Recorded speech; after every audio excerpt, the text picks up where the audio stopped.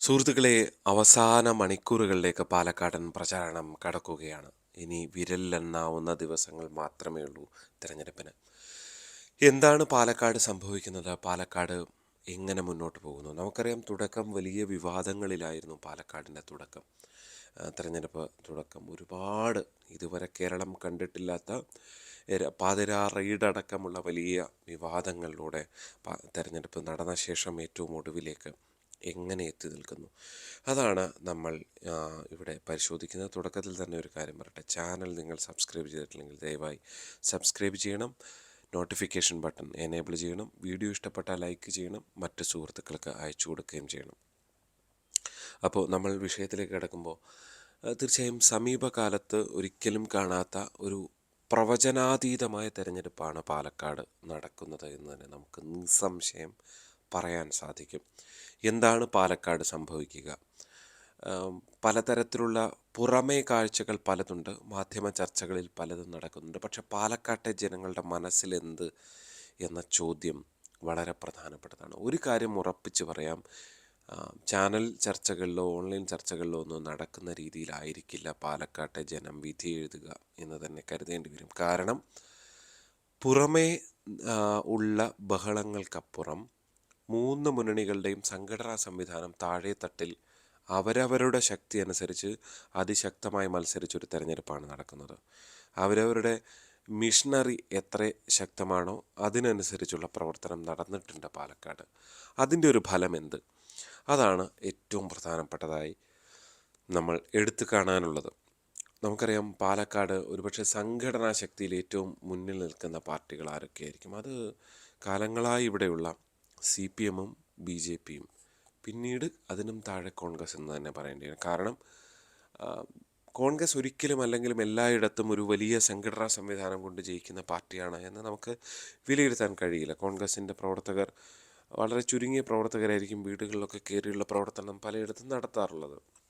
അതേസമയം തന്നെ C P എമ്മിന് ശക്തി കേന്ദ്രങ്ങളിൽ, അവർക്ക് തോൽക്കുന്ന സ്ഥലങ്ങളിൽ പോലും അവരുടെ വർക്ക് അതിശക്തമായിരിക്കും. ബി ജെ പി അവരുടെ ശക്തി കേന്ദ്രങ്ങളിലെല്ലാം തന്നെ അതിശക്തമായ പല റൗണ്ട് വീടുകൾ കയറിയുള്ള പ്രചരണമൊക്കെ നടത്താറുണ്ട്. കേരളത്തിൽ മുഴുവൻ അങ്ങനെ നടത്താനുള്ള സംഘടനാ സംവിധാനം അവർക്കുണ്ട് എന്ന് കരുതാൻ വയ്യ. പക്ഷേ എന്നിരുന്നാൽ തന്നെയും മറ്റു പല മുന്നണികളോടും നോക്കുമ്പോൾ തോൽക്കുന്നവരാണെങ്കിൽ പോലും അവർ അതിശക്തമായ സംഘടനാ പ്രവർത്തനം നടത്താറുണ്ട്.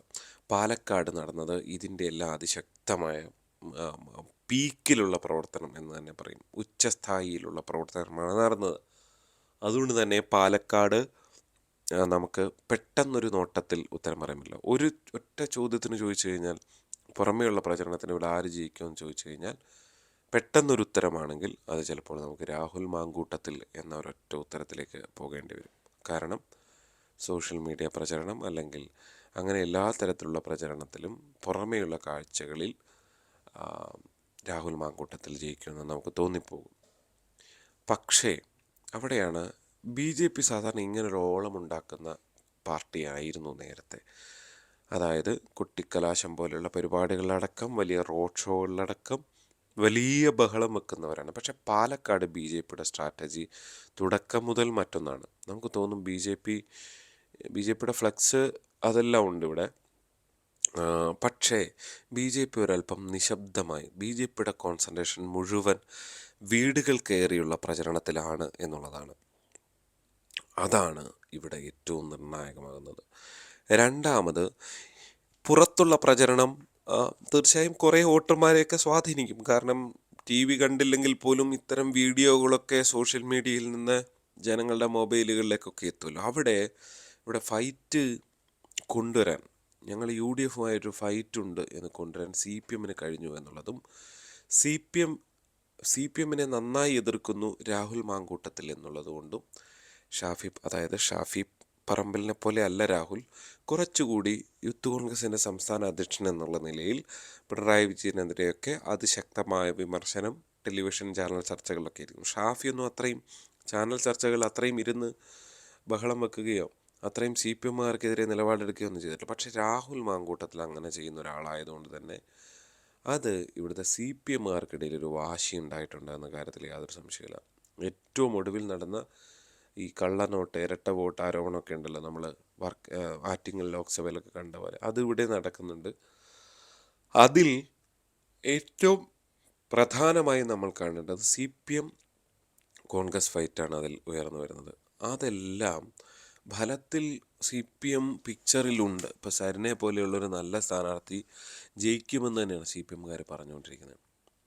ഇനി CPMകാർ പറയുന്നത് ജയിച്ചില്ലെങ്കിൽ പോലും സരിൻ അതിശക്തമായ നിലയിൽ അവരുടെ വോട്ടുകളും പ്ലസ് വോട്ടുകളും പിടിച്ചാൽ രാഹുൽ മാങ്കൂട്ടത്തിൻ്റെ കാര്യം നേരത്തെ നമ്മൾ പുറമേ കണ്ടതുപോലെ ആയില്ല, അല്പം ബുദ്ധിമുട്ടിലാകും.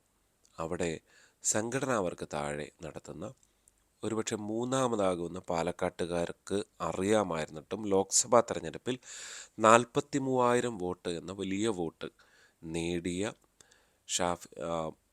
സി കൃഷ്ണകുമാറിൻ്റെ കാര്യം ഒരുപക്ഷെ പോസിറ്റീവായി വന്നേക്കാം എന്ന് തന്നെ വിലയിരുത്തേണ്ടി വരും. കാരണം ഇവിടെ എല്ലാ കാലത്തും ഷാഫി പറമ്പിൽ തന്നെ പലയിടത്തും പ്രസംഗിക്കുന്നത് ഞങ്ങൾ CPMലെ ഏട്ടനും അതും ഇതുമല്ല, ഞങ്ങളെല്ലാം ഒരുപോലെ ഇവിടെ നിൽക്കുന്നവരാണ്. അങ്ങനെ നിയമസഭയിൽ ഷംസീർ തന്നെ പറഞ്ഞിട്ടുണ്ട്, നിയമസഭാ സ്പീക്കർ, ഷാഫി നീ ഒന്ന് ആലോചിക്കുക, ഞങ്ങളുടെ ഔദാര്യം കൊണ്ടാണ് നീ ഇവിടെ ഇരിക്കുന്നത് എന്ന് പറഞ്ഞത് ആലോചിക്കുക. അതായത് CPM വോട്ടുകൾ പതിവായി UDFന് കിട്ടാറുണ്ട്. അങ്ങനെയാണ് ഷാഫി ഇവിടെ ജയിക്കുന്നത് എന്നുള്ളത്. രണ്ട്, ഒരു പ്രധാനപ്പെട്ട കാര്യമുള്ളത് മുസ്ലിം കൺസോൾട്ടേഷൻ ഇവിടെ ശക്തമായി നടക്കും. കാരണം BJP ജയിക്കും എന്നൊരു തോന്നൽ ഒരു പക്ഷേ വരുന്നത് കൊണ്ട് തന്നെ അങ്ങനെ ഒരു ഏകീകരണത്തിനുള്ള സാധ്യതയുണ്ട്. പക്ഷെ അത് ഈ തെരഞ്ഞെടുപ്പിൽ മാത്രമുള്ളതല്ല. സാക്ഷാൽ ശ്രീധരൻ മത്സരിക്കുമ്പോൾ ശ്രീധരൻ ജയിക്കുമെന്ന് ഉറപ്പിച്ച തെരഞ്ഞെടുപ്പിൽ പോലും, കഴിഞ്ഞ തെരഞ്ഞെടുപ്പിൽ പോലും ആ ഒരു ഇതുണ്ടായിട്ടുണ്ട്. പക്ഷെ അന്നും ഷാഫിക്ക് പരമാവധി കിട്ടിയത് 53,000 വോട്ടുകളാണ് എന്നുള്ളതാണ്. ഷാഫിയെ പോലെ ഒരാൾക്ക് കിട്ടിയത് അത്രയാണ്. അപ്പോൾ അതിൻ്റെ ഏറ്റവും ഉച്ചസ്ഥായിയിലുള്ള കൺസോൾട്ടേഷൻ കഴിഞ്ഞ തെരഞ്ഞെടുപ്പിൽ തന്നെ സംഭവിച്ചു കഴിഞ്ഞു. ഇത്തവണ പിന്നെയെങ്കിലും ഈ മേഖലകളിൽ CPMും വർക്ക് ചെയ്യുന്നുണ്ട്. കാരണം സരിൻ ജയിക്കും എന്നുള്ളൊരു പ്രതീതി അവർക്ക് ഉണ്ടാക്കിയെടുക്കാൻ സാധിച്ചിട്ടുണ്ട്. അപ്പോൾ അതുകൊണ്ട് തന്നെ ആ വോട്ടുകൾ അങ്ങനെ അങ്ങോട്ടേക്ക് മാറാനുള്ള സാധ്യതയും വളരെ പ്രധാനപ്പെട്ടതാണ്. ഒരു പക്ഷേ പൂർണ്ണമായും വേണ്ടില്ല, പക്ഷേ എന്നിരുന്നാൽ തന്നെ BJP ജയിക്കും എന്നുള്ള ധാരണ പ്രകാരം കൂടുതൽ വോട്ടുകൾ അത് UDFന് തന്നെ കിട്ടുമെന്ന വിലയിരുത്തൽ തന്നെ നടത്തേണ്ടി വരും. അവിടെയാണ് ഈ പറയുന്ന CPM വോട്ടുകൾ സരിന് തന്നെ ലഭിക്കുന്ന സാഹചര്യത്തിൽ സരിന് പല പ്രതിസന്ധികളുണ്ട്. 9ാം സ്ഥാനത്താണ് സരിൻ്റെ ചിഹ്നം, അരിവാൾ ചുറ്റിക നക്ഷത്രമല്ല, ഇതെല്ലാം പ്രതിസന്ധിയാണ്. അത് അവിടെ നിൽക്കുമ്പോൾ അവിടെയും മറ്റൊന്നുള്ളത്, രാഹുൽ മാങ്കൂട്ടത്തിൽ ജയിക്കാതിരിക്കാൻ ഇനി സരിന് വോട്ട് ചെയ്യില്ല. ഇനി സരിനോട് ആർക്കെങ്കിലും പ്രതിഷേധമുണ്ട്, CPM ഇങ്ങനെ സ്ഥാനാർത്ഥിയെ നിർത്തിയതിൽ പ്രതിഷേധമുണ്ട്, മാത്രമല്ല പിണറായി വിജയൻ ഭരണത്തിനെതിരെ പ്രതിഷേധമുണ്ടെങ്കിൽ പോലും അത് രാഹുലിന് പോകാതെ പൊതുവെ സൗമ്യനായ ഈ മണ്ഡലത്തിൽ നിന്നുള്ള C കൃഷ്ണകുമാർ വോട്ട് ചെയ്താൽ, എല്ലാവർക്കും സമീപിക്കാൻ കഴിയുന്ന C കൃഷ്ണകുമാർ വോട്ട് ചെയ്താൽ അത്ഭുതപ്പെടാനില്ല. പാലക്കാടൻ രാഷ്ട്രീയം ഒരു പരിധിവരെ എങ്ങനെയൊക്കെയാണ് ഉള്ളിൽ, പാലക്കാടൻ രാഷ്ട്രീയത്തിന് അടിത്തട്ടിൽ സംഭവിക്കുന്നത് ഇതാണ്. അതുകൊണ്ട് തന്നെ UDF ഇവിടെ ജയിക്കുമെന്ന് ഇപ്പോഴും പറയാൻ കഴിയില്ല. BJPയുടെ സാധ്യതകൾ ഒട്ടും തള്ളിക്കളയാനും കഴിയില്ല. അപ്പോൾ മറ്റു വീഡിയോയുമായി വീണ്ടും കാണാം. നന്ദി.